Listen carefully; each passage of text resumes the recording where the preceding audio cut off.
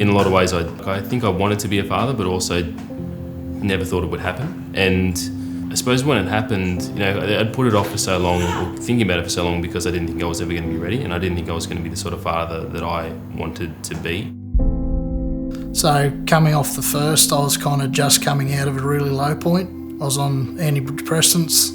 Life was pretty ordinary.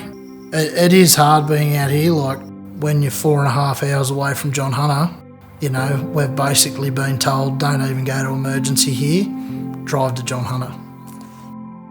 Yeah, it was very much scary for me. I didn't know what to expect. Financially, obviously, was a big pressure. It's trying to keep us all afloat.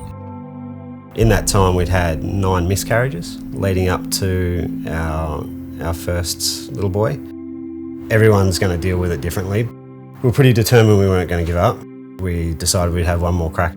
We ended up with 7 viable embryos, to which point we got our first little boy, Xavier.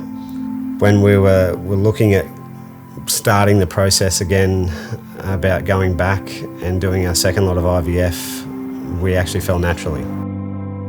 We first heard about SMS for Dads, when Millie fell pregnant. I got a message from them that said, your little one's copying your sounds, and the babble that you can hear is her practicing her words.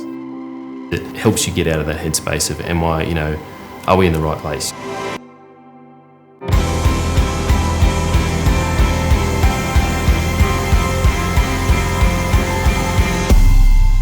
I'll go and do a 14-hour standby and I won't see the boys, but when you come home and the boys come running up to you, oh Dad, you're home, and that just makes it worth it.